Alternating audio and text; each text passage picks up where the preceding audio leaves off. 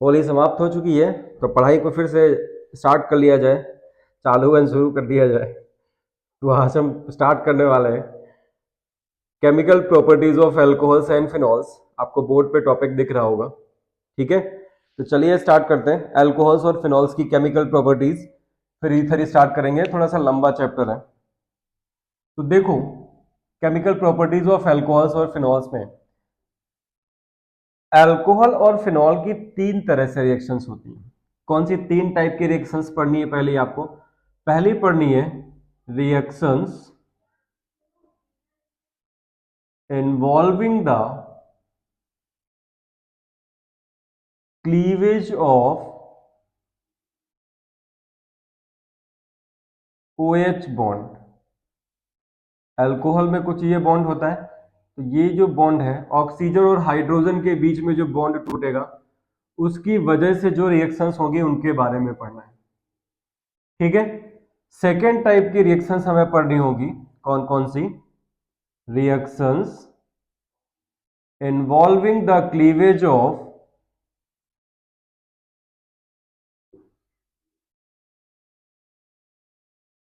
Carbon और ऑक्सीजन bond. कौन सा बॉन्ड? ये बॉन्ड टूटेगा, कार्बन और ऑक्सीजन के बीच में बॉन्ड टूटेगा। और थर्ड टाइप की रिएक्शंस पढ़नी होगी, रिएक्शंस इन्वॉल्विंग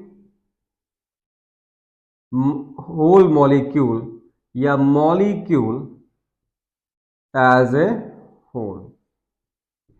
मतलब अल्कोहल्स और फिनॉल्स में तीन टाइप की रिएक्शंस पढ़नी हमको। पहला है कि रिएक्शन कहां पे? जहां पे COH बॉन्ड टूट रहा हो, कार्बन और ऑक्सीजन के बीच में बॉन्ड टूट रहा हो, कार्बन और ऑक्सीजन और हाइड्रोजन के बीच में बॉन्ड टूट रहा हो। और तीसरी कौन सी? जहां पे पूरा मॉलिक्यूल ही रिएक्शन में इन्वॉल्व हो रहा हो, ठीक है। तो ये दोनों रिएक्शंस को हम पहले थोड़ा सा समझते हैं, प्रॉपर्टीज इनकी बाद में पढ़ेंगे, एग्जांपल्स बाद में पढ़ेंगे। तो देखो, पहले पे आते हैं रिएक्शंस इन्वॉल्विंग द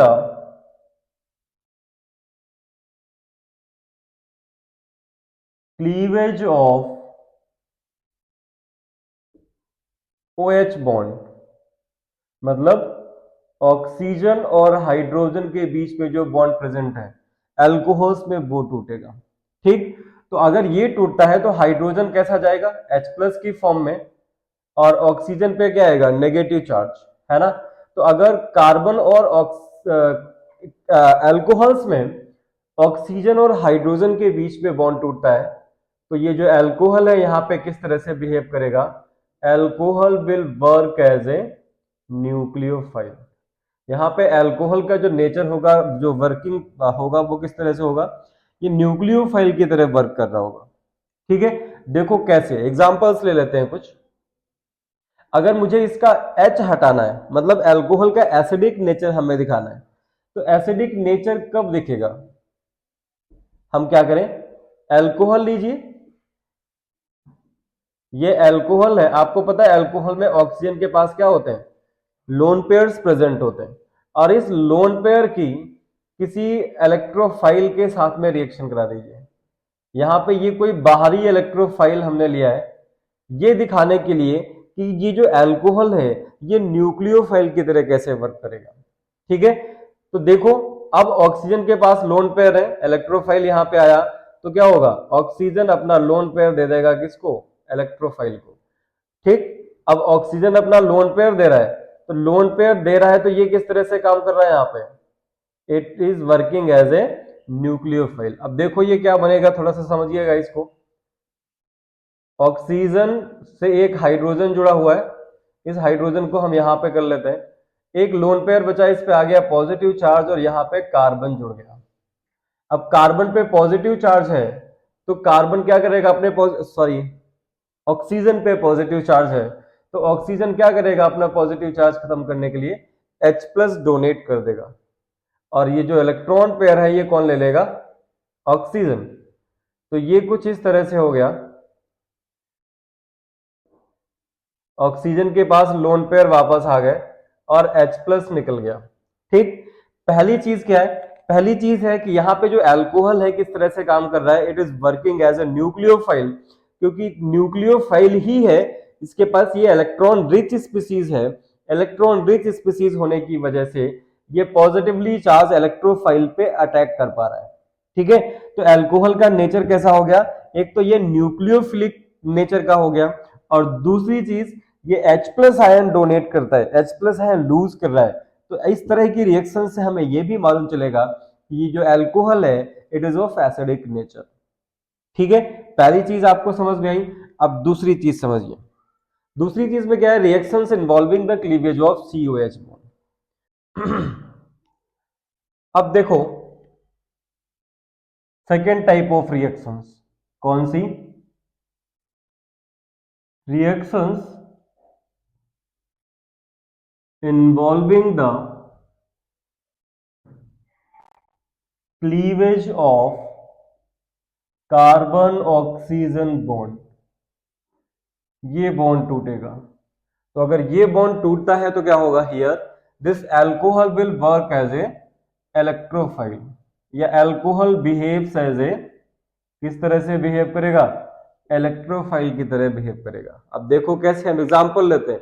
वहां पे ये न्यूक्लियोफाइल की तरह वर्क कर रहा था, इलेक्ट्रॉन पेयर डोनेट कर रहा था।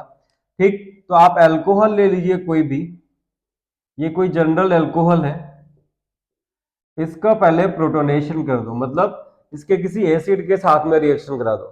तो प्रोटोनेशन होने की वजह से क्या होगा, ऑक्सीजन अपना लोन पेयर देगा इसको, और ये प्रोटोनेटेड हो जाएगा, अल्कोहल गेट प्रोटोनेटेड। देखो ऑक्सीजन पे पॉजिटिव चार्ज आ गया, तो इसको हम बोलेंगे ये कौन सा अल्कोहल है, दिस इज प्रोटोनेटेड अल्कोहल, ये प्रोटोनेटेड अल्कोहल है। अब देखो ऑक्सीजन पे पॉजिटिव चार्ज है, ऑक्सीजन जो है वो कैसा है, इलेक्ट्रोनेगेटिव एलिमेंट है ना, उस पर अगर पॉजिटिव चार्ज है तो क्या होगा, इसकी स्टेबिलिटी कम हो रही होगी।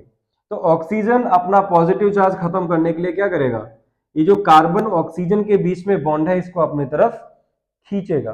ठीक है, तो खींचेगा तो कैसे खींचेगा, आप देखो अगर यहां पे हम इसकी रिएक्शन करा दें Br- से, Br- यहां पे किस तरह से वर्क करेगा, ये Br- अपने मैंने अपने पास से लिया, न्यूक्लियोफाइल की तरह वर्क करेगा, और इसकी रिएक्शन करा दीजिए किससे, प्रोटोनेटेड अल्कोहल से।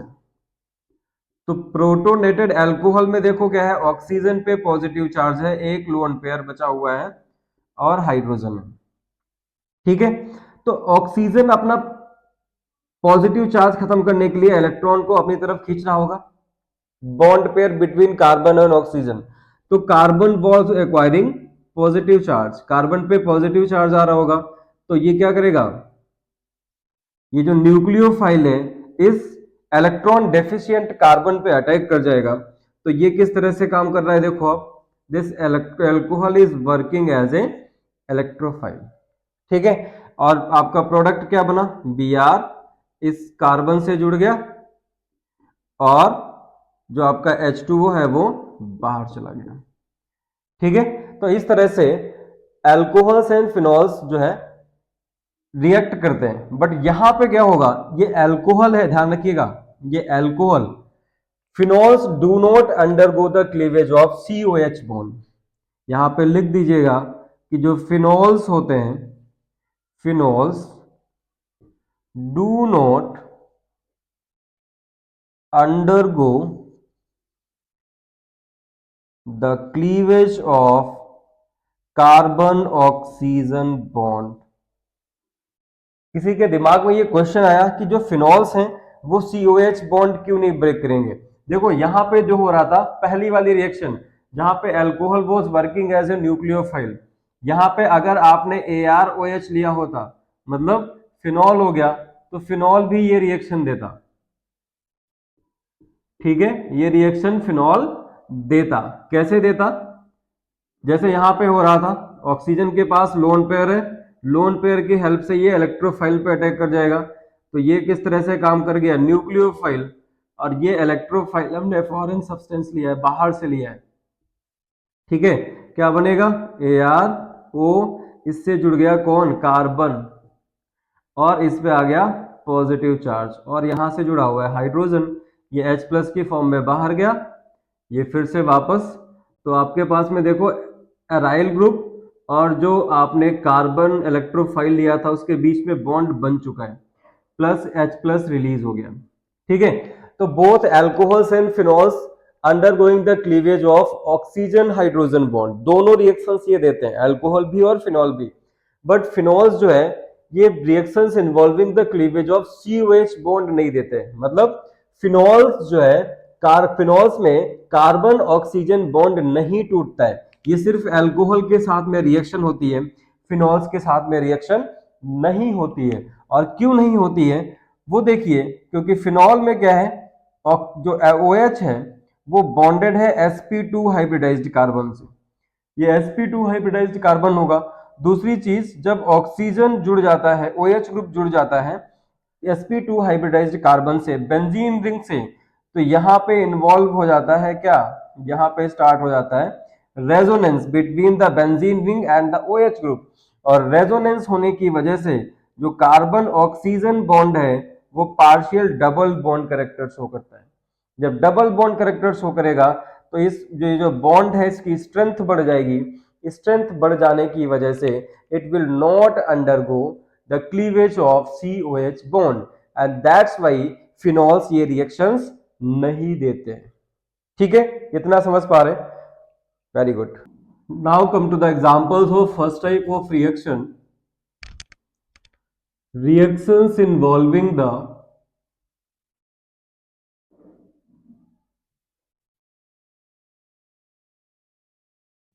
cleavage of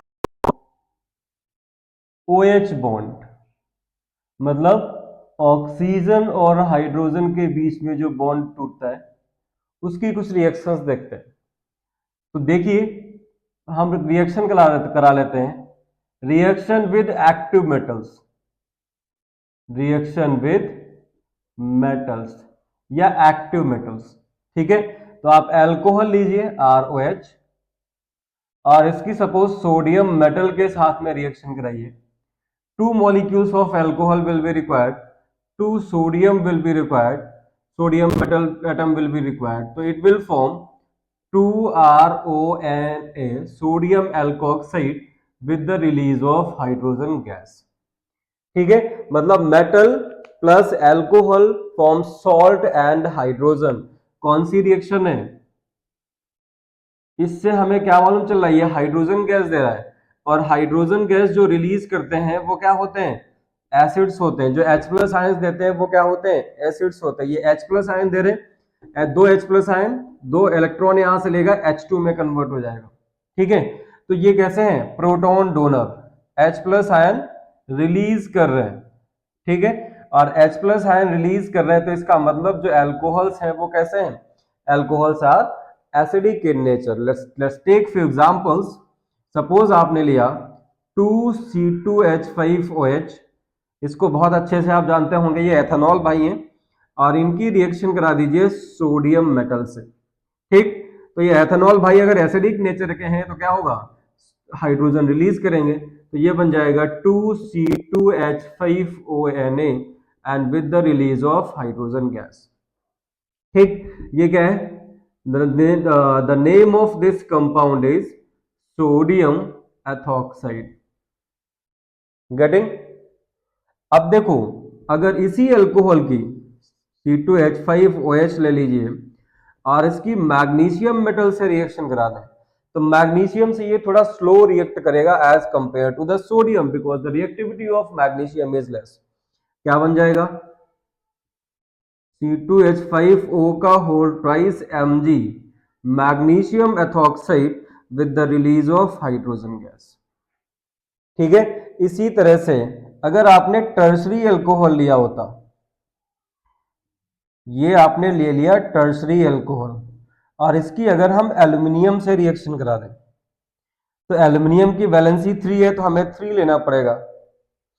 ठीक है ना, क्या बन जाएगा, इसका नाम बताइएगा जरा मेरे लिखने से पहले, होल थ्राइस Al है ना, और प्लस कितना निकलेगा, प्लस हाइड्रोजन। बैलेंस करना पड़ेगा आपको, यहाँ पे तीन हाइड्रोजन निकल रहे, 6 लेना पड़ेगा, यहाँ पे 2 लेना पड़ेगा, तो उस हिसाब से बैलेंस कर लिएगा यहाँ पे हाइड्रोजन गैस। इसका नाम बताइएगा। ऑर्गेनिक में वैसे बैलेंस करने की जरूरत नहीं पड़ती, इसलिए मैं बैलेंस नहीं कर रहा हूँ। इसका नाम क्या हो जाएगा? Aluminium tertiary butoxide. ठीक, एल्यूमिनियम टर्शरी ब्यूटॉक्साइड की फॉर्मेशन होगी with the release of hydrogen gas. ठीक, तो ये सारी जो रिएक्शंस हैं, ये सारी रिएक्शंस दिखा रही हैं कि जो अल्कोहल है वो कैसा है, alcohol is of acidic nature.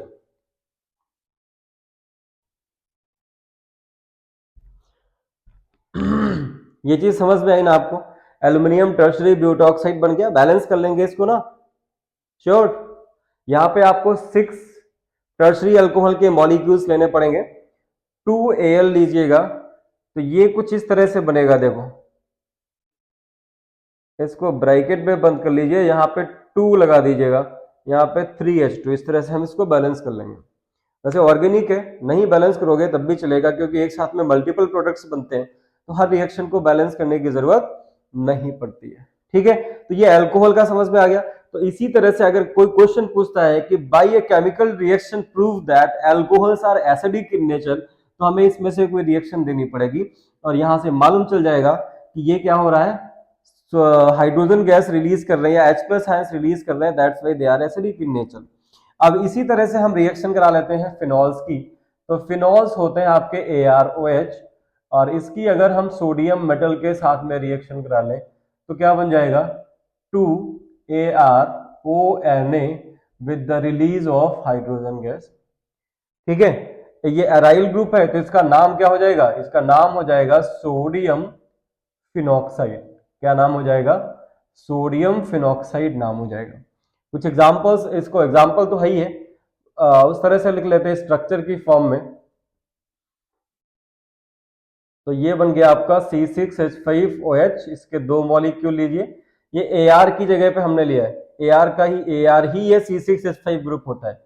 इसकी सोडियम मेटल से रिएक्शन कराएंगे तो बन जाएगा क्या, तो बन जाएगा 2C6H5ONa sodium phenoxide with the release of hydrogen. उनके एसिडिक कैरेक्टर के बारे में बात जानते हैं।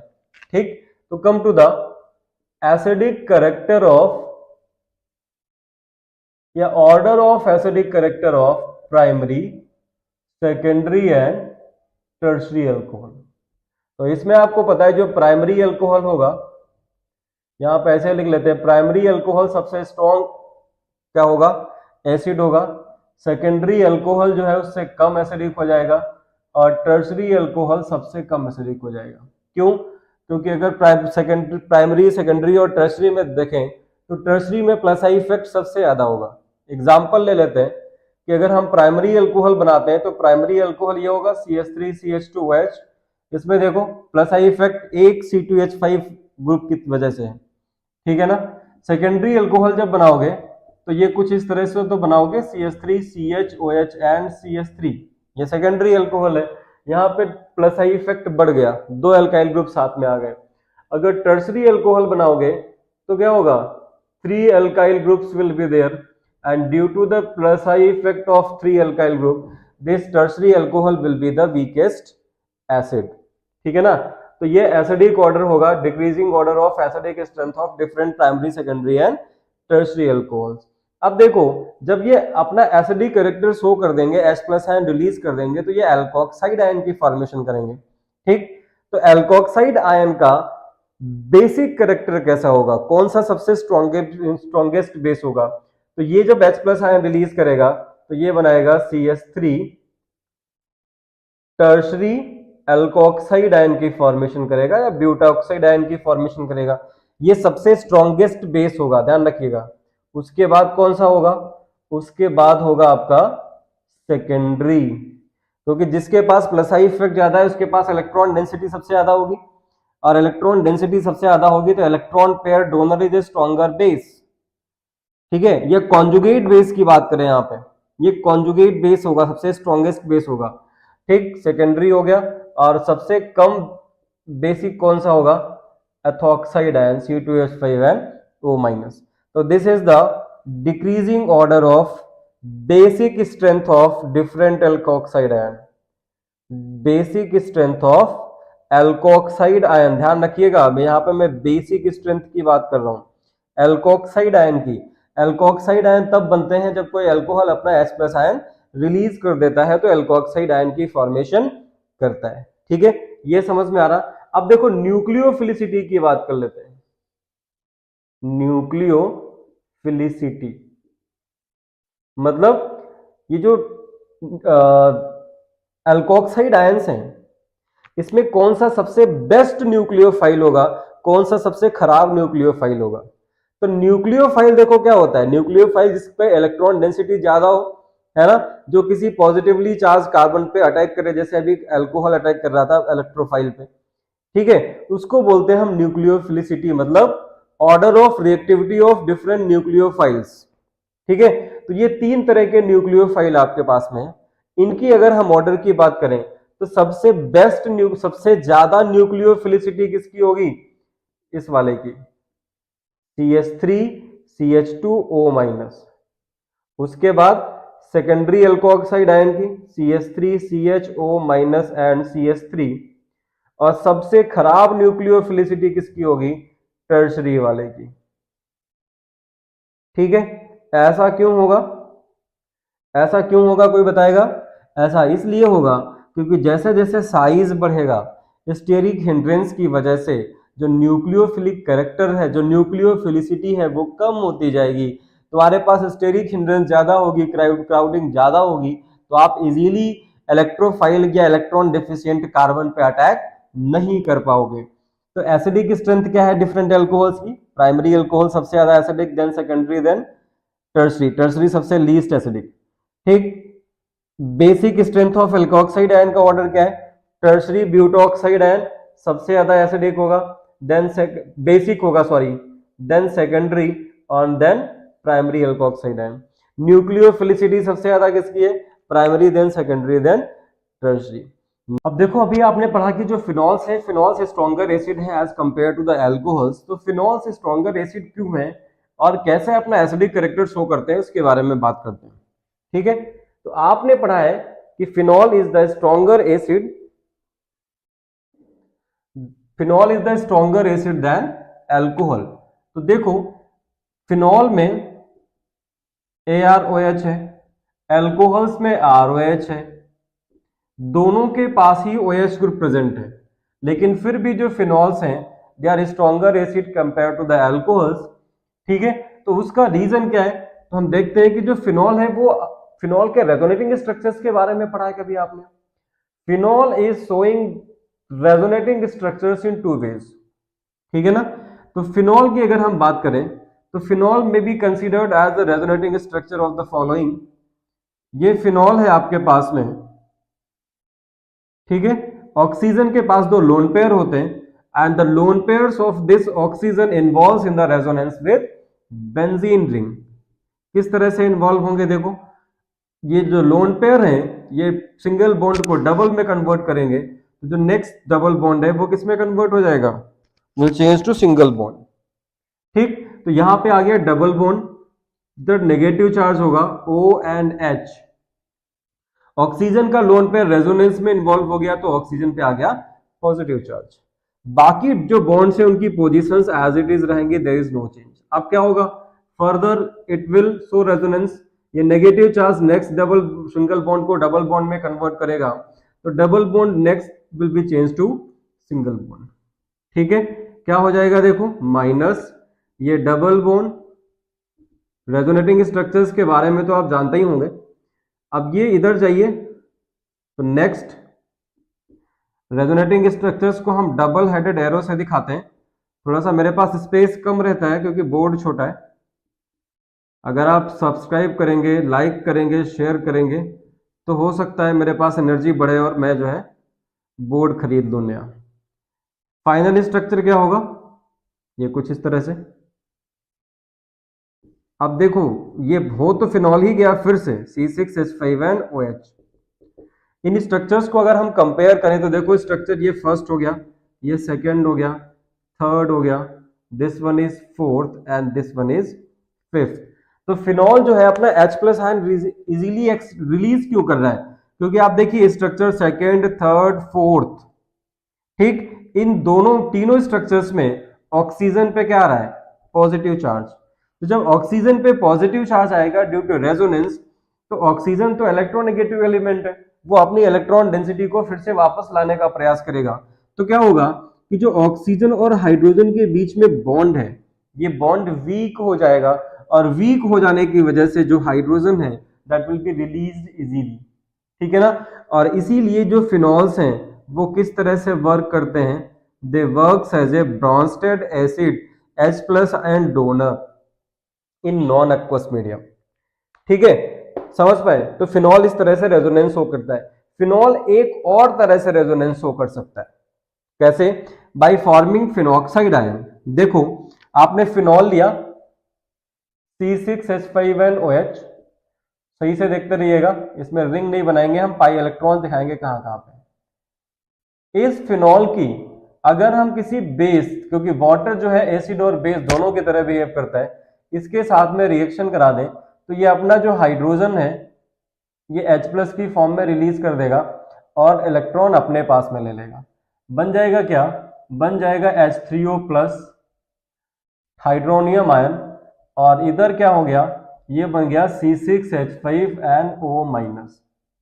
दोनों स्ट्रक्चर्स को देखिएगा, C6H5O माइनस जो बना इसको हम क्या बोलते हैं? ये हो जाता है आपका फिनॉक्साइड आयन, ठीक, समझ पा रहे हो? यहां पे क्या हो रहा था? इस पे ऑक्सीजन पे पॉजिटिव चार्ज आ रहा है, इसमें क्या हो रहा है कि अगर ये फिनॉल जो है फिनॉक्साइड आयन की फॉर्मेशन करता है तो ऑक्सीजन पे क्या आता है? नेगेटिव चार्ज, ठीक। अब ये फिनॉक्साइड आयन भी रेजोनेंस में इन्वॉल्व होगा, तो कैसे इन्वॉल्व होगा इसको देखिए जरा। ये फिनॉल अगर रेजोनेंस में इन्वॉल्व होता है तो ये कुछ इस तरह से होगा, ऑक्सीजन पे नेगेटिव चार्ज है अभी, और बेंजीन रिंग के पाई इलेक्ट्रॉन्स को देखिए। अब क्या होगा? ये नेगेटिव जो चार्ज है it will involve in resonance, तो क्या होगा? बाकी सारा वैसे ही होगा जैसा पहले होते आया है, ठीक है। क्या बन जाएगा? ये बन गया आपका नेगेटिव चार्ज आ गया, डबल बॉन्ड की पोजीशन वही रहेगी, double bond O, and oxygen पे अपने दोनों लोन पेयर्स बरकरार हैं, ऑक्सीजन पे कोई भी पॉजिटिव चार्ज नहीं है। फर्दर क्या होगा? ये इधर शिफ्ट किया तो अगला pi electron as a negative charge move किया टू द नेक्स्ट कार्बन। ये डबल बॉन्ड O देखिएगा किसी भी स्ट्रक्चर पे पॉजिटिव चार्ज नहीं आ रहा है, ठीक।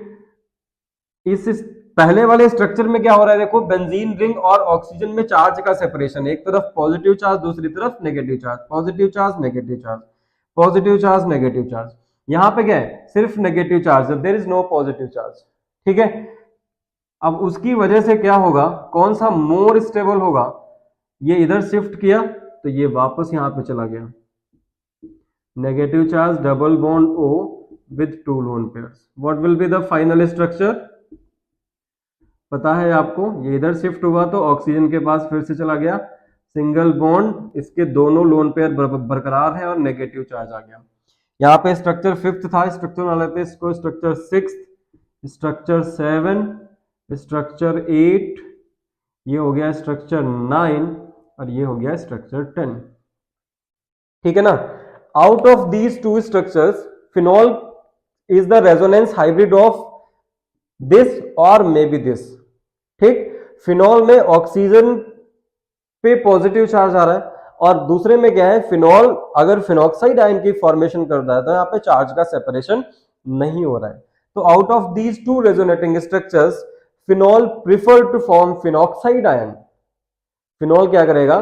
फिनॉक्साइड आयन की फॉर्मेशन करेगा, या करना प्रिफर करेगा। क्यों? क्योंकि यहां पे देखो पहले वाले स्ट्रक्चर्स में चार्ज का सेपरेशन है, ऑक्सीजन जो मोर इलेक्ट्रोनेगेटिव एटम है उसके ऊपर पॉजिटिव चार्ज है, जो कि नहीं होना चाहिए, क्योंकि अगर किसी इलेक्ट्रोनेगेटिव एटम पे पॉजिटिव चार्ज आता है तो वो क्या करता है? वो डीस्टेबलाइज करने का काम करता है, मतलब उसकी स्टेबिलिटी को कम कर देता है। और अगर किसी इलेक्ट्रोनेगेटिव एटम पे नेगेटिव चार्ज होता है तो उसकी स्टेबिलिटी को बढ़ा देता है, ठीक। तो यहां पे देखिए phenoxide ion is more resonance stabilised by resonance as compare to the this, या जो फिनॉक्साइड आयन है it will contribute more towards the resonance stabilization of the phenol as compare to this one, है ना।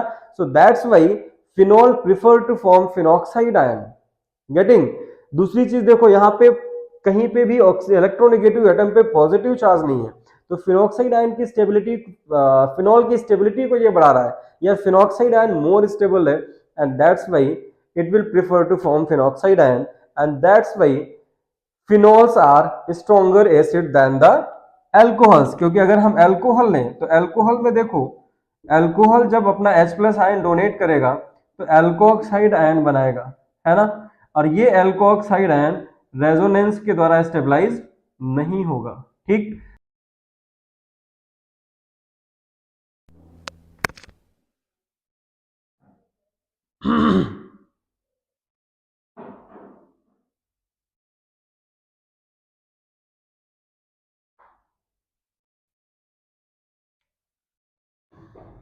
Now come to the comparison of acidic character of alcohols and phenols. ठीक है, तो हम ऐसा मानते हैं कि जो एल्कोहल्स हैं, alcohols are Bronsted acid. Bronsted acid का मतलब क्या है? What is Bronsted acid? देखो, जो किसी बेस को, स्ट्रॉन्ग बेस को अपना H प्लस आयन दे सकते हो, H plus ion donors in non aqueous medium, they are called Bronsted acid, है ना। और अगर H प्लस आयन एक्सेप्ट करते हैं तो वो ब्रॉन्स्टेड बेस है, ठीक है। तो एल्कोहल्स को हम मानते हैं कि ये क्या है, ये ब्रॉन्स्टेड एसिड है। इसका मतलब अगर एल्कोहल ले लें हम और एल्कोहल के किसी बेस के साथ में रिएक्शन करा दें, तो ये क्या करेगा, ये अपना H दे देगा किसको, बेस को, बन जाएगा RO minus N plus H plus, ठीक है। H प्लस नहीं, यहाँ पे BH बन जाएगा क्योंकि बेस हमने लिया है, ठीक है, समझ पाए।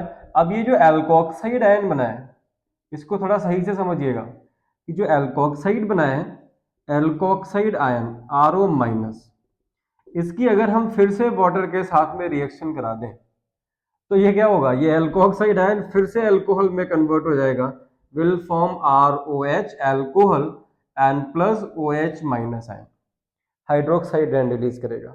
और इस रिएक्शन से मुझे मालूम क्या चलता है, इस रिएक्शन से मुझे मालूम चलता है कि alcohols are weaker acid than the water, या water is a stronger acid than alcohols, है ना। और हम कह सकते हैं कि ये जो एल्कोक्साइड आयन है, it is a better H plus ion acceptor than the hydroxide ion. Alkoxide ion RO minus is better H plus ion acceptor, ये इजीली H प्लस आयन को एक्सेप्ट करके अल्कोहल बना दे रहा था, H plus ion acceptor than hydroxide ion OH minus ion, ठीक। इसका मतलब एक और हो गया कि ये जो एल्कोक्साइड आयन है, it is a stronger base than the hydroxide ion. RO minus alkoxide ion is the stronger base than किससे, OH माइनस आयन।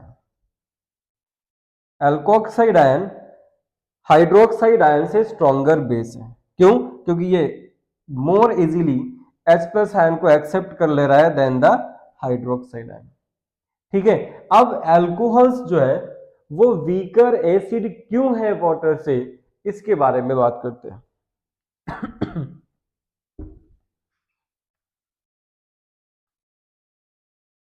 देखो, अल्कोहल्स और वाटर दोनों को देखिएगा। वाटर का फॉर्मूला है HOH विथ 2 लोन पेयर्स, है ना।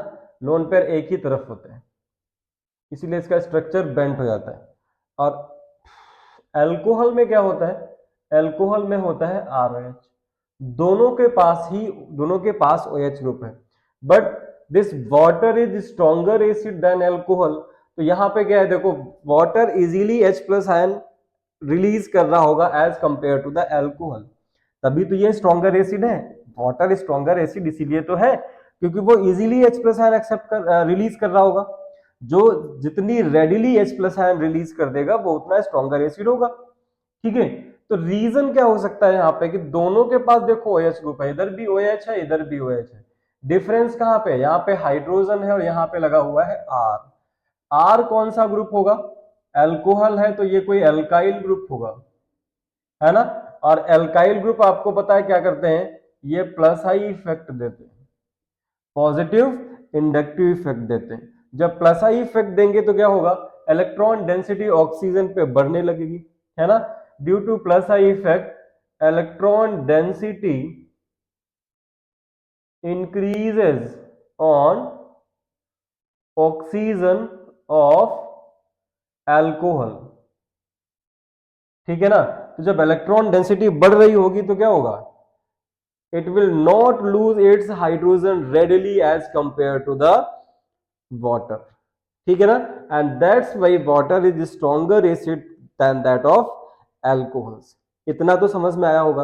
अब कंपेयर कर लेते हैं, comparison of acidic character of alcohol and phenol. Alcohol और फिनॉल का एसिडिक कैरेक्टर। अभी वाटर और एल्कोहल का एसिडिक कैरेक्टर आपको समझ में आया, तो अब comparison of acidic character of alcohol and phenol. Phenol को कंपेयर करते हैं एल्कोहल के साथ में। तो एक चीज ध्यान रखिएगा, जो मोटा मोटा आपको याद रखना है कि जो फिनॉल है, phenol is the stronger acid. Phenol is stronger acid than what, than alcohols. ठीक है, और वो कैसे, ये आप रिएक्शंस के थ्रू देखिए। फिनॉल की अगर हम रिएक्शन कराते हैं किसके साथ में, सोडियम हाइड्रोक्साइड के साथ में, तो फिनॉल सोडियम हाइड्रोक्साइड के साथ में रिएक्शन देता है और बना लेता है sodium phenoxide with the release of water, water बनाएगा। ठीक, इसका नाम क्या हो जाएगा, the name of this compound is sodium phenoxide.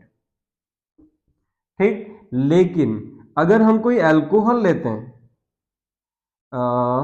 RX ले लेते हैं सिंपली, इस अल्कोहल की अगर हम रिएक्शन कराएं किसके साथ में, सोडियम हाइड्रोक्साइड के साथ में, तो देखो क्या होगा, here there is no reaction. यहां पे रिएक्शन नहीं होती है। फिनॉल की जब सोडियम हाइड्रोक्साइड के साथ में रिएक्शन देते हो तो ये रिएक्शन देता है और क्या बनाता है, सोडियम फिनॉक्साइड की फॉर्मेशन करता है। बट इस अल्कोहल की, ये अल्कोहल है सॉरी, अल्कोहल की अगर हम सोडियम हाइड्रोक्साइड के साथ में रिएक्शन दें तो ये रिएक्शन नहीं देगा। ठीक, इसका मतलब हो गया कि सोडियम हाइड्रोक्साइड के साथ में अल्कोहल ने अपना H रिलीज नहीं किया, है ना, और H रिलीज नहीं किया, इसका मतलब it is less acidic as compare to the phenols. Simple, phenol अपना H प्लस आयन दे रहे हैं तभी तो वाटर बन रहा है, ये अपना H प्लस आयन नहीं दे रहा है तो रिएक्शन नहीं हो रही है। ठीक, दूसरी चीज, इस रिएक्शन को, reaction of phenol and alcohols with sodium hydroxide, इस रिएक्शन को हम यूज कर सकते हैं डिस्टिंग्विश करने में, केमिकल टेस्ट की तरह, between the, distinguish between the phenols and the alcohol. तो यहां पे आप लिख सकते हो कि this reaction can be used to distinguish, ये एग्जाम में पूछा जाता है, distinguish between what, between alcohol and phenol. आपसे क्वेश्चन पूछेगा कि give a chemical test to distinguish between the ethanol and phenol, alcohol and phenol. तो हम यही बता देंगे कि ये फिनॉल जो है सोडियम हाइड्रोक्साइड के साथ में रिएक्शन दे रहा है, सोडियम फिनॉक्साइड की फॉर्मेशन करता है, और अल्कोहल सोडियम हाइड्रोक्साइड के साथ में रिएक्शन नहीं दे रहा है। This reaction can be used to distinguish between the alcohols and phenols. Getting this much. अब देखो, जब फिनॉल अपना H प्लस आयन रिलीज करेगा, मतलब एसिडिक कैरेक्टर शो करेगा, तो एसिडिक कैरेक्टर किस तरह से शो करता है, कौन कौन सी स्पीसीज की फॉर्मेशन करता है।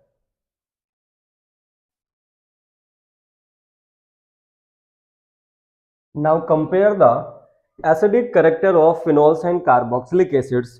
तो इसमें आपको पता होना चाहिए, क्या पता होना चाहिए, कि जो कार्बोक्सिलिक एसिड है, carboxylic acids are stronger acid than phenols. Carboxylic acid phenol से स्ट्रॉन्गर एसिड है। स्ट्रॉन्गर एसिड क्यों है? क्योंकि अगर हम फिनॉल की रिएक्शन कराएं, अगर हम फिनॉल की रिएक्शन कराते हैं किससे, ईदर बाई सोडियम कार्बोनेट या कार्बोनेट्स और बाई सोडियम बाई कार्बोनेट, ठीक, तो ये क्या करते हैं, ये इसके साथ में रिएक्शन करके कार्बन डाइऑक्साइड इवॉल्व नहीं करते हैं। Means this phenol is not able to evolve carbon dioxide from the sodium carbonate और सोडियम बाइकार्बोनेट। लेकिन यही रिएक्शन अगर हम कार्बोक्सिलिक एसिड के साथ में कराते हैं, कार्बोक्सिलिक एसिड लीजिए, इसकी रिएक्शन करा दीजिए NaHCO3 सोडियम बाइकार्बोनेट के साथ में, तो ये सॉल्ट बनाएगा, sodium carboxylate plus carbon dioxide बनेगा और प्लस वाटर, ठीक है, कार्बन डाइऑक्साइड बनेगा और वाटर बनेगा। तो मतलब carboxylic acid is able to decompose bicarbonates of sodium और bicarbonates of magnesium, but this phenol is not able to decompose this carbonate and bicarbonate, ठीक, that's why phenols are weaker acid as compared to the carboxylic acid। Getting, ये समझ में आ रहा। दूसरी चीज देखो, ये जो सोडियम फिनॉक्साइड जो बनता है C6H5ONa, इसकी अगर हम H2O और CO2 collectively, this is known as carboxylic acid, sorry carbonic acid, carbonic acid के साथ में रिएक्शन करा दें तो ये जो सोडियम फिनॉक्साइड था ये फिर से फिनॉल में कन्वर्ट हो जाएगा, फिनॉल बना देगा, ठीक है ना। तो by this reason you can say that carboxylic acid is a stronger acid as compare to the phenol. Getting और नॉट? ठीक है। Now compare to the,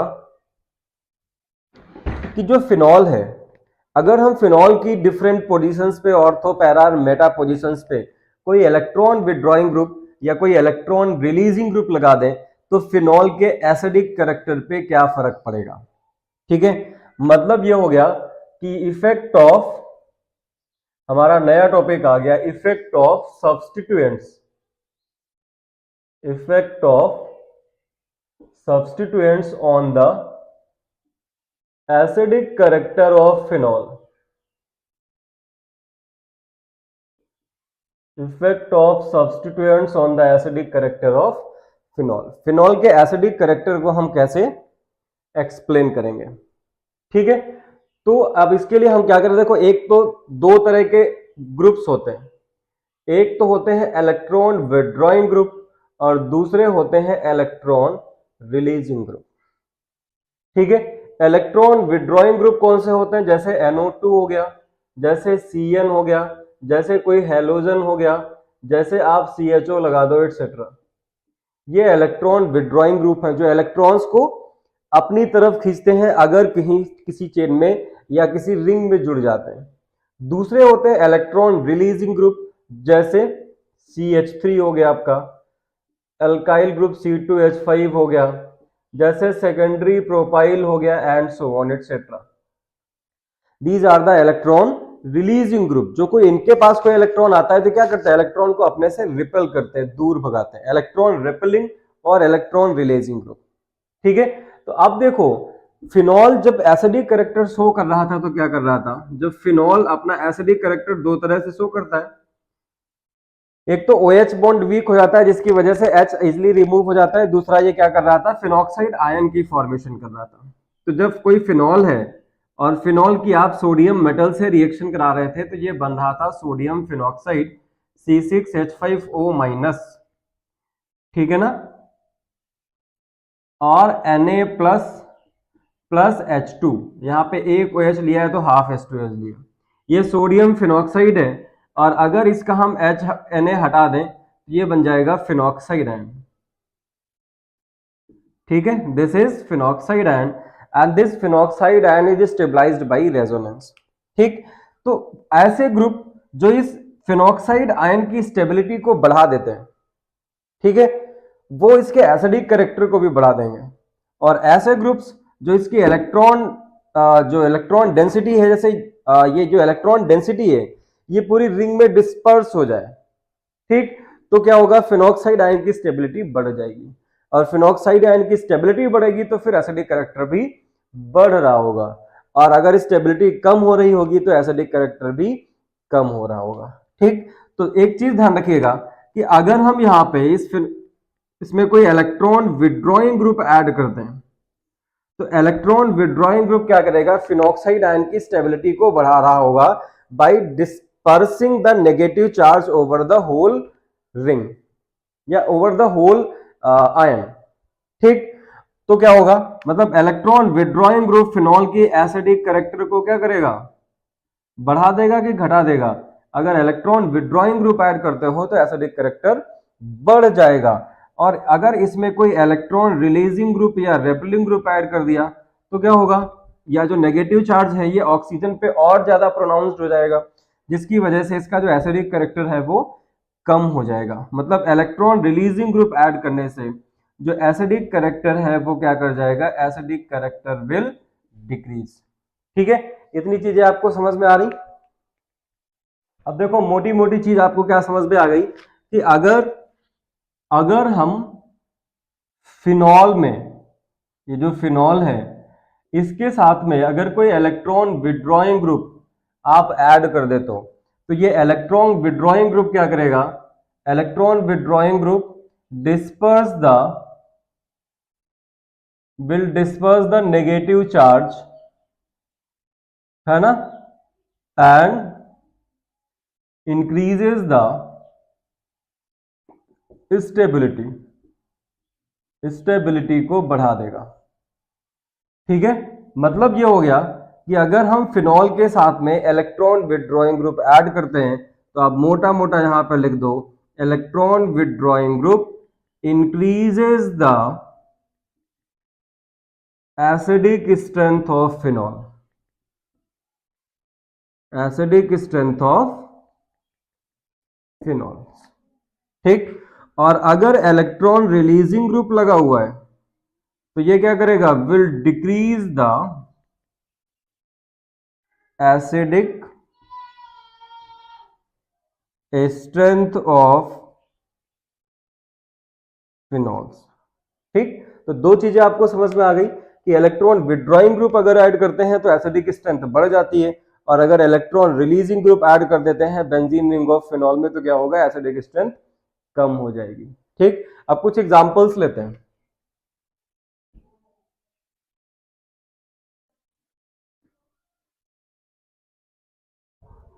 compare the acidic strength of नाइट्रोफिनॉल्स।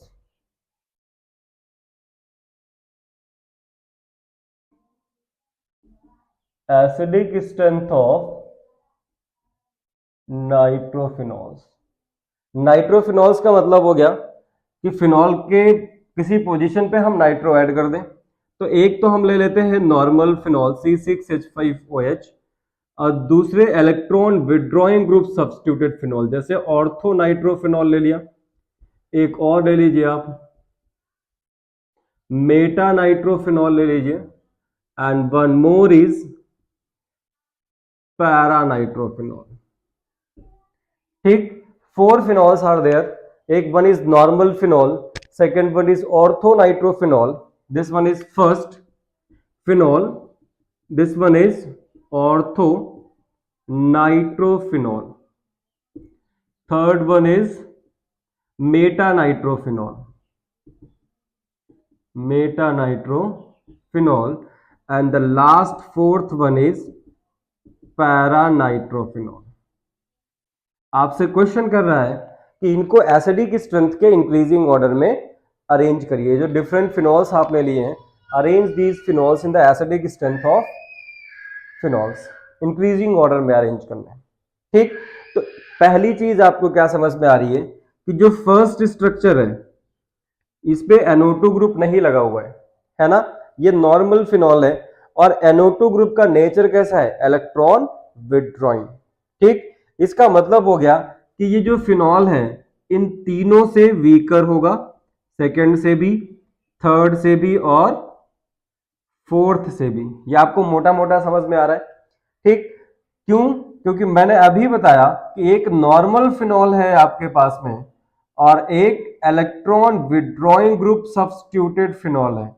कोई ग्रुप आपने ऐड किया, electron withdrawing group, तो electron withdrawing group substituted phenol will be the stronger acid as compare to the normal phenol, क्योंकि electron withdrawing group क्या करेगा, phenoxide ion में जो negative charge है इसको डिस्पर्स कर देगा as compare to the normal phenol, ठीक है? And that's why substituted phenol, electron withdrawing group substituted phenols are stronger acid than the phenol। तो ये तीनों जो है सेकंड, थर्ड एंड फोर्थ, ये सब्स्टिट्यूटेड है, NO2 इसमें लगा हुआ है, इसमें नहीं लगा हुआ है, तो ये जो है सबसे वीक एसिड होगा इन चारों में, ठीक है? अब दूसरी, ये तो पहला फैक्टर हो गया। दूसरा फैक्टर देखिए कि ये जो NO2 ग्रुप है ये दो इफेक्ट देता है, एक तो माइनस आर इफेक्ट देता है और एक माइनस आई इफेक्ट देता है। माइनस आर का मतलब negative resonance, electron density benzene ring से अपनी तरफ खींच लेगा। दूसरा माइनस आई, इलेक्ट्रॉन डेंसिटी को अपनी तरफ खींचता है, ठीक है? तो अब देखो होगा क्या, यहाँ पे ऑर्थो है, पैरा है और मेटा है, तो हम किसके बेसिस पे बताएंगे कि कौन सा स्ट्रॉन्गर एसिड है, कौन सा नहीं है? तो एक चीज ये देख लो कि जो मेटा पोजीशन है, जो कौन सी पोजीशन, जो मेटा पोजीशन है, मेटा पोजीशन पे रेजोनेंस इफेक्ट नहीं होता है। मतलब NO2 ग्रुप मेटा पोजीशन पे माइनस आई इफेक्ट देगा, ठीक है? माइनस आई इफेक्ट देगा, माइनस आर इफेक्ट नहीं देगा। ये चीज समझ में आनी चाहिए आपको, माइनस आर इफेक्ट नहीं देगा, ठीक है? और बाकी जो ऑर्थो एंड पैरा पोजीशंस है उस पे जो NO2 ग्रुप है वो कौन सा इफेक्ट देगा, वो माइनस आर डोमिनेट करेगा, यहां पे माइनस आर डोमिनेट करेगा, ठीक है? तो माइनस आर से क्या होगा, माइनस आर से स्टेबिलिटी बढ़ रही होगी फिनॉक्साइड आयन की, ठीक, as compare to the minus R effect, ठीक? तो इसका मतलब हो गया कि अगर हम मेटा को कंपेयर करें किससे, ऑर्थो एंड पैरा से, तो ortho and para isomers are stronger acid as compare to the meta position, क्योंकि मेटा पे सिर्फ माइनस आई इफेक्ट चल रहा होगा, माइनस आर इफेक्ट वहां पे नहीं होगा, ठीक है? और ऑर्थो और पैरा पे माइनस आर डोमिनेट कर रहा होगा, माइनस आर इफेक्ट ज्यादा होगा, ठीक है? ये चीज समझ में आई आपको? अब देखो इसका मतलब हो गया कि हमारे पास में सबसे वीकेस्ट फिनॉल कौन सा है, नॉर्मल, ठीक? उसके उससे ज्यादा जो एसिडिक होगा वो कौन सा होगा, मेटा नाइट्रोफिनॉल, ठीक? और अभी हमें ऑर्थो और पैरा का पता नहीं है, तो इसके बाद देखो हम यहां पे इसको बना रहे हैं, ऑर्थो और पैरा में कंपेयर करते हैं, ऑर्थो और पैरा पोजीशंस पे, कि पैरा में क्या है, पैरा पोजीशन में जो बॉन्डिंग मिलती है that is intermolecular hydrogen bonding, ठीक है? और ऑर्थो में मिल जाएगी आपको इंट्रामॉलिक्यूलर हाइड्रोजन बॉन्डिंग, ठीक है? तो intermolecular hydrogen bonding is stronger as compare to the intramolecular hydrogen bonding. तो इसका मतलब हो गया जिसकी स्टेबिलिटी ज्यादा होगी वही क्या होगा, मोर स्टेबल होगा, वही मोर एसिडिक भी होगा, ठीक है? तो यहां पे क्या है, out of these ortho and para, para is stronger acid as compare to the ortho. इसका मतलब पहले यहां पे आ जाएगा ऑर्थो और फिर यहां पे आ जाएगा पैरा, ठीक है? स्ट्रक्चर फर्स्ट, फिर मेटा कौन सा था, थर्ड वन, ऑर्थो कौन सा है, सेकेंड वन, और पैरा कौन सा है, fourth one. This is the increasing order of acidic strength of different phenols, different nitrophenols and phenols.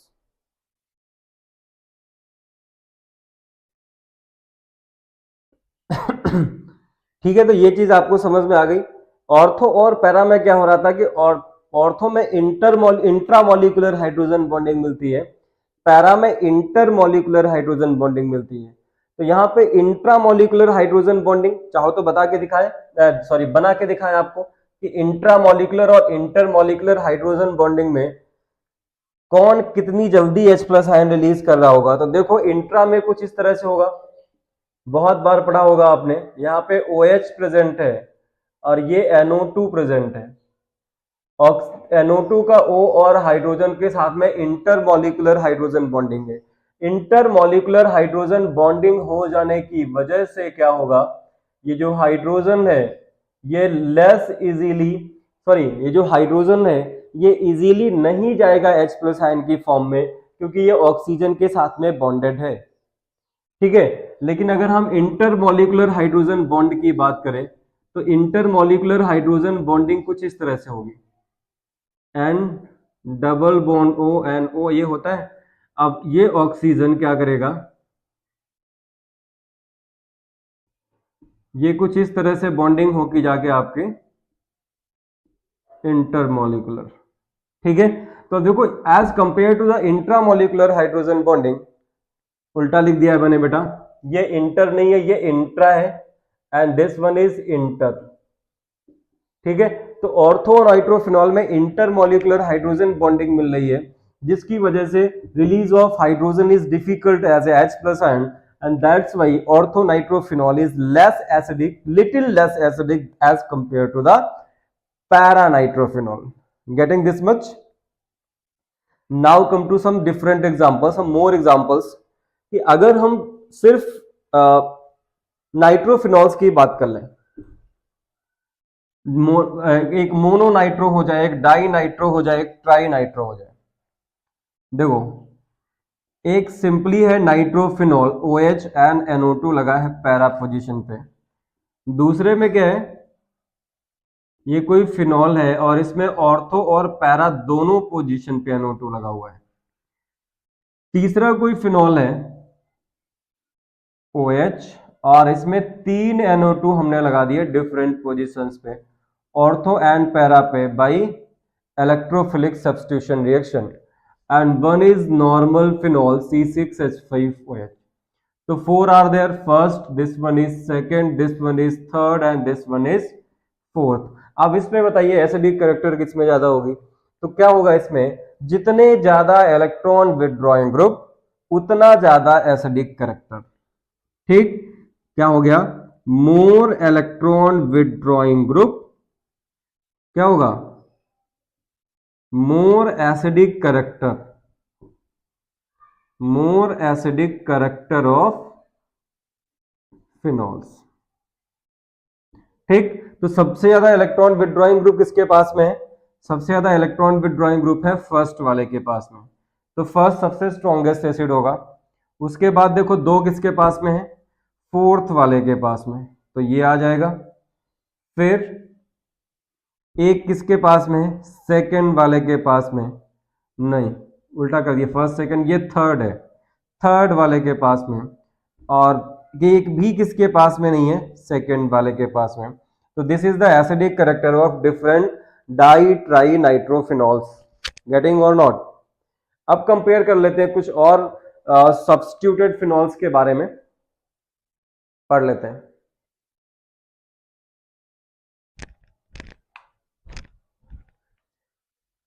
अब देखो मैंने आपको बताया था कि अगर इलेक्ट्रॉन विथड्रॉइंग ग्रुप लगा दोगे तो एसिडिक कैरेक्टर बढ़ जाएगा, अगर इलेक्ट्रॉन डोनेटिंग ग्रुप लगा दें तो क्या होगा। देखो एक नॉर्मल फिनॉल ले लीजिए आप C6H5OH and one phenol which is substituted bye electron donating group या इलेक्ट्रॉन रिलीजिंग ग्रुप। ठीक है, तो इलेक्ट्रॉन डोनेटिंग ग्रुप क्या करेगा, इस रिंग के अंदर इलेक्ट्रॉन डेंसिटी बढ़ाएगा, which in turn increases the electron density over the oxygen. ठीक है, और जब ऐसा होगा तो क्या होगा, जब ऐसा होगा तो क्या होगा, release of hydrogen as a H plus ion will be difficult, और जब H प्लस आयन नहीं जाएगा इसका मतलब एसिडिक कैरेक्टर बढ़ जाएगा। तो out of phenol and electron donating group substituted phenol, phenol is stronger acid. ठीक है, तो इसका मतलब एक मोटी लाइन आप लिख लीजिए, बहुत मोटी सी, क्या कि अगर हम कोई इलेक्ट्रॉन डोनेटिंग ग्रुप ऐड करते हैं, then this electron donating group will decrease the acidic strength of phenol. Electron donating group will decrease the acidic strength of phenol. Phenol की एसिडिक स्ट्रेंथ को डिक्रीज कर देगा. ठीक है, ये चीज समझ में आ रही. क्यों आ रही है? क्योंकि electron donating group will increase the electron density in the benzene ring, which in turn increases the electron density over the oxygen atom. तो आप लिख सकते हो electron donating group finally increases the electron density ED. ये ED Modi ji वाला है, party में नहीं रहोगे तो ED पीछा करेगी. यहां पे इलेक्ट्रॉन डेंसिटी है, वो वाला ED नहीं है. Electron donating group finally increases the electron density on oxygen of OH group, which make क्या डिफिकल्ट करता है? Which makes difficult to release hydrogen as H plus ion. ठीक है, मतलब इलेक्ट्रॉन डेंसिटी अगर ऑक्सीजन पे बढ़ जाएगी तो क्या होगा? Release of hydrogen as H plus ion will be difficult, और जिसकी वजह से क्या होगा? जो एसिडिक स्ट्रेंथ है वो क्या हो जाएगी? Acidic strength will decrease. ठीक है, अब इसका भी एक एग्जांपल ले लेते हैं. क्रिसॉल का एग्जांपल ले लेते हैं सिंपली. क्रिसॉल का फॉर्मूला आप जानते होंगे क्या होता है? क्रिसॉल का फॉर्मूला कौन बताएगा? देखो, एक तो पहले तो हेडिंग डाल दो, comparison of acidic strength of cresol. Cresol की एसिडिक स्ट्रेंथ को कंपेयर करना है. तो एक तो फिनॉल होता है, सिंपल. फिनॉल में अगर हम किसी पोजीशन पे CH3 लगा दें, जैसे ऑर्थो पोजीशन पे CH3 लगा दिया, तो इसको हम बोलेंगे, इसका कॉमन नेम हो जाएगा ऑर्थो क्रिसॉल. ठीक है, अगर हम मेटा पोजीशन पे CH3 लगा दें OH, और मेटा पोजीशन पे CH3 लगा दिया, तो इसका क्या नाम हो जाएगा? इसका नाम हो जाएगा मेटा क्रिसॉल. और अगर आप पैरा पोजीशन पे CH3 लगाते हो तो इसका नाम क्या हो जाएगा? पैरा क्रिसॉल. ये कॉमन नेम्स आपको पता होने चाहिए, क्योंकि कॉमन नेम्स पता करने की कोई ट्रिक नहीं है, कोई रूल नहीं है, आपको याद करना पड़ेगा सिंपली. ठीक, suppose this one is structure first, second, this one is third, and इसको इधर कर लेते हैं, this one is third and this one is fourth. आपसे कह रहा है कि इसकी एसिडिक स्ट्रेंथ को कंपेयर कीजिए डिफरेंट क्रिसॉल्स की. ठीक, तो एक चीज आपको पता है कि जो फर्स्ट स्ट्रक्चर है वो सबसे स्ट्रॉन्गेस्ट एसिड होगा, then the second, then the third and then the fourth. क्यों? क्योंकि ये नॉन सब्स्टिट्यूटेड है, क्योंकि जो CH3 है ये इलेक्ट्रॉन रिलीजिंग ग्रुप है, इलेक्ट्रॉन डोनेटिंग ग्रुप है. और आपने अभी पढ़ा है कि अगर इलेक्ट्रॉन डोनेटिंग ग्रुप लगा देते हो तो एसिडिक स्ट्रेंथ कम हो जाती है. ठीक है, तो इसका मतलब हो गया कि इन तीनों में इलेक्ट्रॉन डोनेटिंग ग्रुप लगा है, तो इनकी एसिडिक स्ट्रेंथ कम होगी as compare to the phenol. ठीक, ये चीज समझ में आ गई आपको. अब देखो, CH3 दो इफेक्ट देता है. CH3 जो है दो इफेक्ट देता है. कौन कौन से? एक तो प्लस आई इफेक्ट देता है. ठीक, और एक याद करो, जो कि जब बेंजीन रिंग से जुड़ता है, जब अनसैचुरेशन से जुड़ता है डबली बॉन्डेड कार्बन से, तो ये हाइपर कॉन्जुगेशन भी देता है. कौन सा इफेक्ट देता है? Hyper conjugation. ठीक है, तो CH3 दो तरह के इफेक्ट दे रहा है, इफेक्ट्स ऑफ CH3. एक तो CH3 कौन सा इफेक्ट दे रहा है? प्लस आई इफेक्ट और हाइपर कॉन्जुगेशन. और ध्यान रखिएगा हाइपर कॉन्जुगेशन मेटा पोजीशन पे वर्क नहीं करता है, इस तरफ का विरेज कर रहा हूं, हाइपर कॉन्जुगेशन मेटा पोजीशन पे वर्क नहीं करता है। हाइपर कॉन्जुगेशन का मतलब पता है? हाइपर कॉन्जुगेशन इलेक्ट्रॉन डेंसिटी बढ़ा देता है बेंजीन रिंग में ऑर्थो एंड पैरा पोजीशंस पे, ठीक है। और जब इलेक्ट्रॉन डेंसिटी बढ़ेगी तो एसिडिक स्ट्रेंथ, जब देखो जब बेंजीन रिंग के अंदर इलेक्ट्रॉन डेंसिटी बढ़ेगी तो अल्टीमेटली किसके पास पहुंचेगी? ऑक्सीजन के पास में, क्योंकि ऑक्सीजन इलेक्ट्रोनेगेटिव एटम है, ठीक है। तो एसिडिक स्ट्रेंथ कम हो जाएगी। अब मेटा पोजीशन पे ये हाइपर कॉन्जुगेशन वर्क नहीं कर रहा है, ठीक।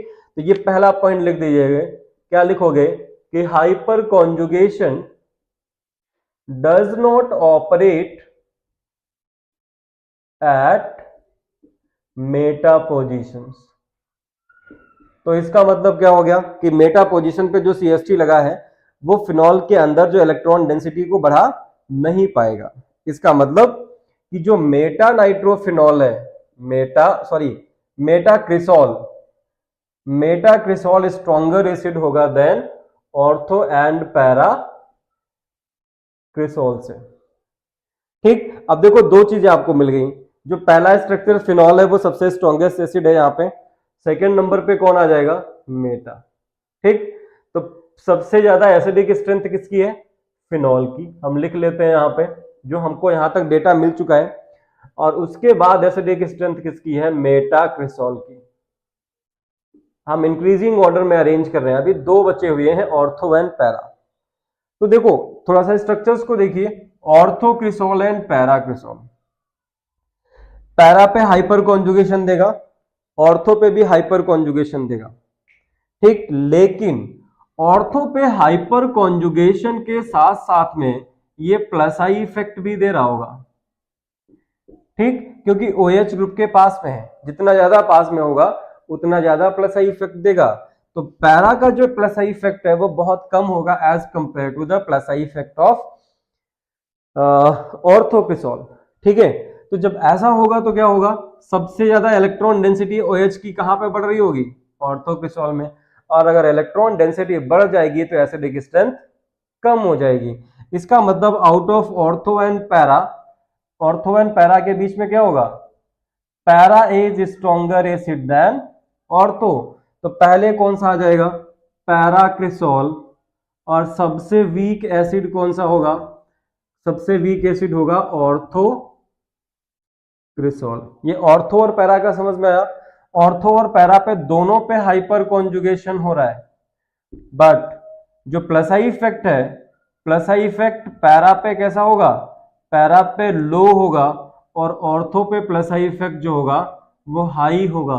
और हाई होने की रीजन क्या है?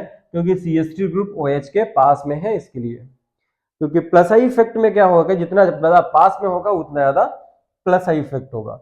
तो out of these to which one is stronger acid? Para, क्योंकि उसमें इलेक्ट्रॉन डेंसिटी कम होगी, प्लस आई इफेक्ट कम है इसकी वजह से। तो ये ऑर्डर मिल जाएगा आपको, acidic strength of different methyl group substituted phenols or simply crisols।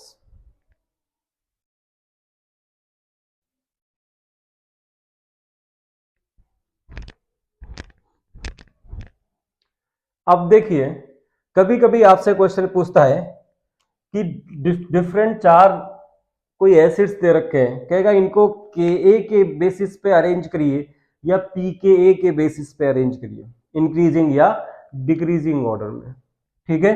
तो जो Ka होता है, Ka वैसे तो होता है इक्विलिब्रियम कांस्टेंट। जब Ka लगा देते हैं तो constant of equilibrium of acid, या इसको बोलते हैं हम डिसोसिएशन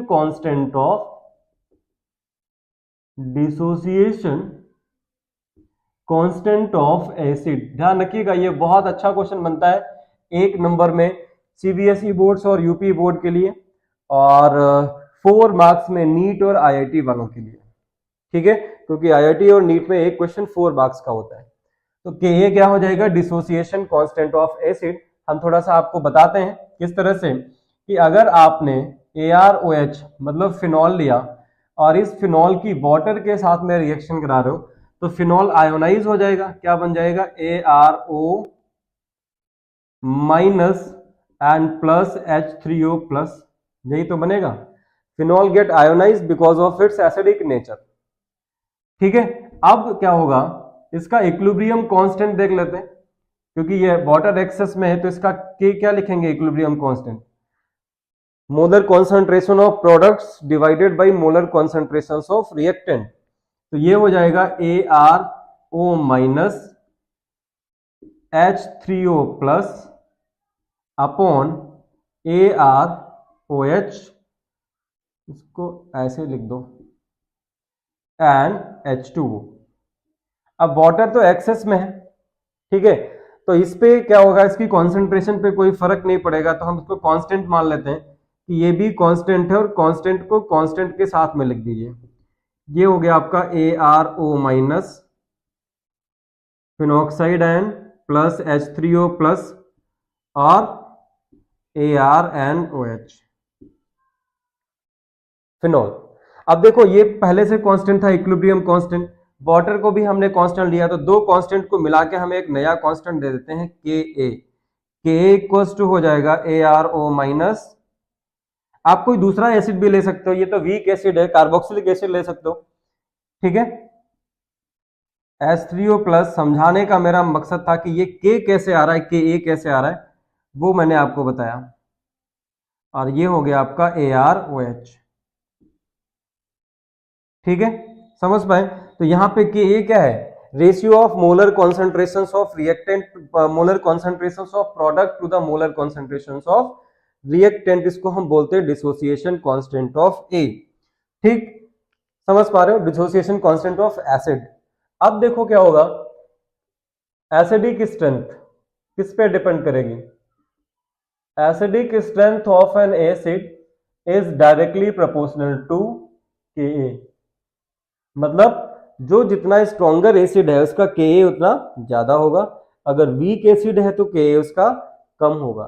ठीक, समझ पाए, ये चीज आपको याद रखनी है। दूसरा, जो Ka होता है इक्वल्स टू, नहीं, जो pKa होता है, pKa equals to minus log to the base 10 Ka, और हम लिख सकते हैं pKa equals to log to the base 10 1 upon K, मतलब pKa is the negative logarithm of Ka। अगर हम मोटा मोटा लिखे तो हम क्या लिख सकते हैं कि जो pKa है is inversely proportional to Ka, ठीक है, यही तो इसका मतलब हुआ। इसका मतलब ये भी हो गया कि कोई भी एसिड, एसिडिक स्ट्रेंथ को अगर हम pKa के टर्म्स में कंपेयर करें तो acidic strength is inversely proportional to pKa। कोई भी एसिड अगर ज्यादा स्ट्रॉन्ग है तो उसका pKa कम होगा, अगर एसिडिक स्ट्रेंथ कम है तो pKa ज्यादा होगा। तो इस तरह से क्वेश्चंस बनते हैं कि डिफरेंट एसिड्स आपको दे दिए गए और आपसे कहता है कि इनको pK या Ka के बेसिस पे इंक्रीजिंग या डिक्रीजिंग ऑर्डर में अरेंज करिए। Ka की वैल्यू नहीं दे रखी होगी, आपने जो भी ऑर्थो पैरा मेटा ये सब बना के जो कंक्लूजन निकाला था, उस कंक्लूजन के बेसिस पे हम डिफरेंट एसिड्स को अरेंज करेंगे इन द इंक्रीजिंग और in the decreasing order. Getting it?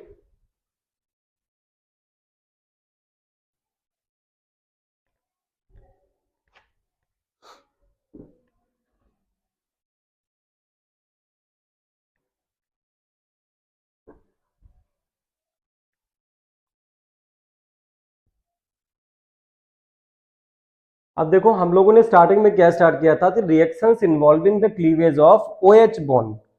तो उसमें पहली रिएक्शन हमने पढ़ी थी रिएक्शन विद सोडियम मेटल, और उसके बाद उसकी डिफरेंट प्रॉपर्टीज, एसिडिक कैरेक्टर वगैरह वगैरह सब पढ़ते रहे। अब कुछ अदर रिएक्शंस पे आ जाते हैं। तो reaction of alcohol with acid, next reaction of alcohol with acid. ठीक, इस रिएक्शन को हम क्या बोलते हैं, इस रिएक्शन को हम बोलते हैं ईस्टरिफिकेशन रिएक्शन। क्यों? क्योंकि यहाँ पे ईस्टर्स की फॉर्मेशन होती है। क्या होगा, आप कार्बोक्सिलिक एसिड लीजिए और इस कार्बोक्सिलिक एसिड की अल्कोहल के साथ में रिएक्शन करवा दीजिए, ठीक है, किसकी प्रेजेंस में, कॉन्सेंट्रेटेड H2SO4 की प्रेजेंस में। तो क्या होगा, एल्कोहल H देगा और एसिड यहाँ पे OH देगा। क्या बन गया, -H2O as a by product, और जो बन गया वो जुड़ गया RC डबल बॉन्ड ON, जो जुड़ गया वो बन गया। ठीक है, क्या बन गया, ईस्टर बन गया। एंड ईस्टर, इसीलिए इसको बोलते हैं esterification reaction with the loss of water molecule. ठीक, अब ये जो वाटर मॉलिक्यूल बन रहा है इसको हमें रिएक्शन मिक्सचर से निकालना पड़ता है ईस्टरिफिकेशन रिएक्शन में, अदरवाइज ये रिएक्शन को फिर से क्या कर देगा, रिवर्स कर देगा, और हमें जो ईस्टर्स की स्मेल मिलती है वो नहीं मिलेगी। ठीक है, ध्यान रखिएगा। तो इसीलिए जब भी हम लैब में ये रिएक्शन करवाते हैं तो थोड़ी देर स्टार्टिंग में तो हमें प्लीजेंट स्मेल मिलती है, फ्रूटी स्मेल मिलती है। आफ्टर सम टाइम जो वाटर इसमें प्रेजेंट है वो हाइड्रोलाइज करके फिर से इसमें रिएक्शन को रिवर्स कर देता है, तो हमें कभी कार्बोक्सिलिक एसिड की स्मेल मिलती है, कभी एल्कोहल की स्मेल मिलती है। ठीक है, मतलब एस्टरिफिकेशन को ये डीएस्टरिफिकेशन कर देता है, रिएक्शन को रिवर्स कर देता है। एक एग्जांपल लेते हैं, इस वाले R की जगह CH3 ले लीजिए, या दोनों की जगह CH3 ले लीजिए। इसकी R की जगह CH3 ले लीजिए, इनकी जगह C2H5 ले लीजिए। तो देखो क्या बनेगा, एसिटिक एसिड CH3COOH और प्लस C2H5OH, एथेनॉल। ठीक, तो HNOH क्या निकल गया, H2O।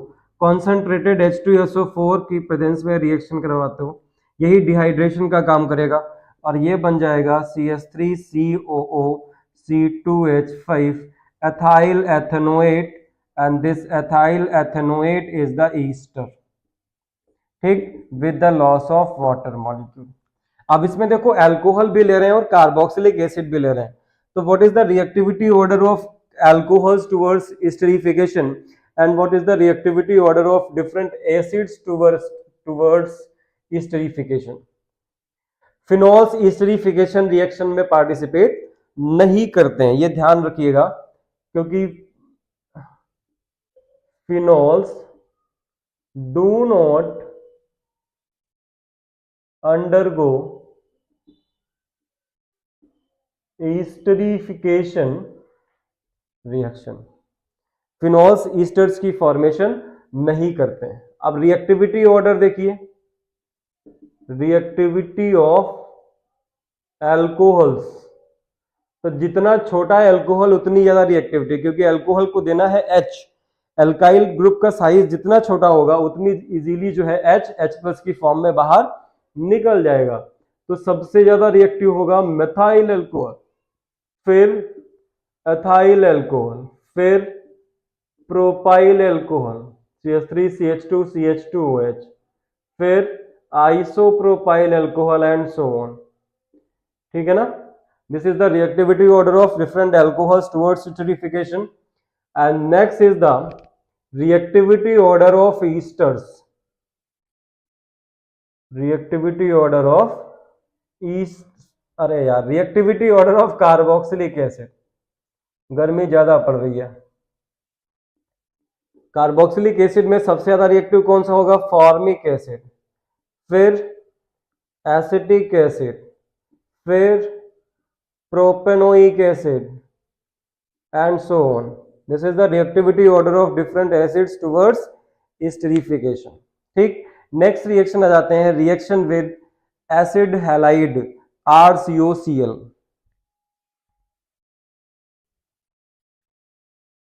अब देखो फिनॉल की अगर हम रिएक्शन करा दें, रिएक्शन विद एसिड हैलाइड, ये फिनॉल्स और अल्कोहल दोनों के साथ में रिएक्शन होगी, तो ROH alcohol, alcohol is of acidic nature, ये सारी रिएक्शन है OH बॉन्ड क्लीवेज की वजह से।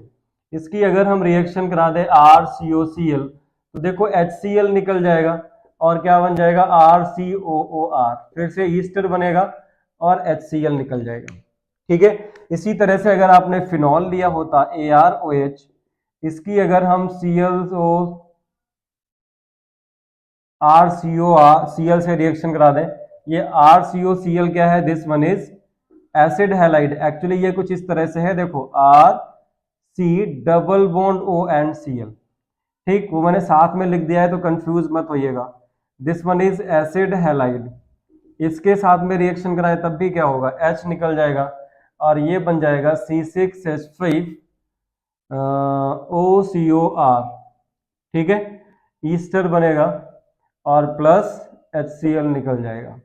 इन दोनों के एग्जाम्पल ले लीजिए, R की जगह C2H5 ले लीजिए और रिएक्शन लिख डालिए फटाफट। ये रिएक्शंस आपको अपने आप से लिख के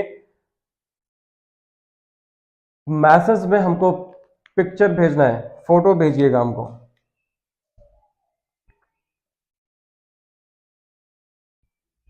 now come to the reaction with Grignard reagent. ये भी एसिडिक नेचर दिखाएगा अल्कोहल्स एंड फिनॉल्स का। ये लास्ट रिएक्शन है, reaction involving the cleavage of COH bond. क्या होगा देखो, रिएक्शन विद ग्रिग्नार्ड रिजेंट होता है RMgX, तो ROH अल्कोहल और इसकी रिएक्शन करा दिया आपने RMgX, R minus Mg plus H plus ये माइनस, तो प्लस और माइनस दोनों जुड़ गए, क्या बन गया, it will lead to the formation of alkane. Alkane बन जाएगा, प्लस बन जाएगा, मैग्नीशियम के साथ में एक तरफ हैलोजन है, एक तरफ एल्कोक्सी ग्रुप है, एल्कोक्सी मैग्नीशियम हैलाइड ये बाई प्रोडक्ट है and this one is alkane. इसका एग्जांपल ले लीजिए, सपोज आपने लिया होता C2H5OH एथेनॉल और इस एथेनॉल की रिएक्शन करा देते हैं एथाइल मैग्नीशियम क्लोराइड C2H5MgCl, तो C2H5 और OH का H क्या निकल जाता देखो, C2H6 ईथेन बन गया, प्लस मैग्नीशियम के साथ में Cl भी जुड़ा हुआ है और OC2H5 भी जुड़ा हुआ है, तो ये हो गया एथॉक्सी मैग्नीशियम क्लोराइड, ठीक है। इस तरह से ये रिएक्शन देगा। इसी तरह से अगर फिनॉल ले लें हम यहाँ पे, तो फिनॉल भी इसी तरह से रिएक्शन देगा। देखो फिनॉल भी एसिडिक नेचर का होता है एंड मोर एसिडिक है देन द अल्कोहल, तो अगर अल्कोहल रिएक्शन दे रहा है तो फिनॉल भी देगा। फिनॉल की अगर हम रिएक्शन कराएं ग्रिग्नार्ड रिजेंट C2H5MgCl के साथ में, तो देखो ये C2H6 बन गया और इसके साथ में क्या जुड़ गया, C2H6 आपका एल्केन बन गया और प्लस बन जाएगा C6H5OMgCl फेनॉक्सी मैग्नीशियम क्लोराइड। तो इस तरह से हमारी जो ये रिएक्शंस थी अल्कोहल्स एंड फिनॉल्स की, due to the cleavage of OH bond, जो फिनॉल के एसिडिक नेचर को, अल्कोहल के एसिडिक नेचर को दिखा रही थी, वो रिएक्शंस यहाँ पे खत्म होती हैं। अब आपका काम क्या है, आपका काम है कि चैनल को लाइक कीजिए, वीडियो को चैनल लाइक कीजिए, चैनल को सब्सक्राइब कीजिए, शेयर कीजिए, लोगों तक पहुंचाइए। आप हमारी सहायता करें और